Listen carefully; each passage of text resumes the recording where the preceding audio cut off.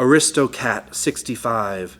Do you teach dodging a sword by rolling away or underneath the attack? I see other dojos that focus on ukemi, which is receiving the ground, with weapons. Why would someone ever roll on the ground if there is a skilled swordsman above you? Doesn't that put you at a disadvantage? Am I missing something? Why would these techniques be in a school? I would love your opinion, please.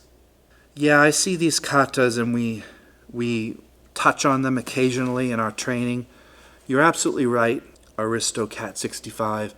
It would be dumb to roll on the ground with a skilled swordsman above you. Why would you intentionally sacrifice your body on the ground underneath a swordsman when he's just going to back up and kill you? A couple of the times I'm scratching my head at these techniques. What is the kaname? What's the purpose in here? And that's my job, is to say, look, this technique lasted 600 years. Why did they write it on a scroll? And why did it save someone's life? And why am I bothering to teach it now? A lot of these, I think, have to do like with the Togakure Ryu or the Kumogakure Ryu. These schools, I think, taught this rolling to escape. And my guess was it had to do with low lighting. If there was a silhouetted sky and there's a tree line that's all black, pine trees, and you're the swordsman looking at your opponent and you can see his silhouette.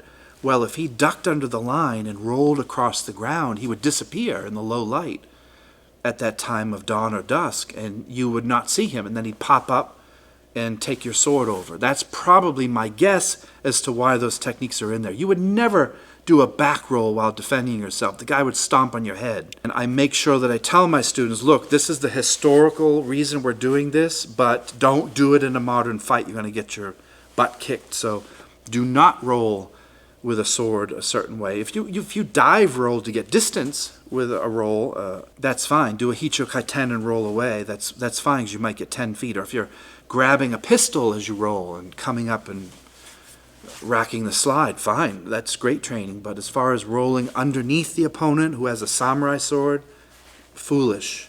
But there is a historical reason, and my guess it has to do with low light, weather conditions, terrain, things like that.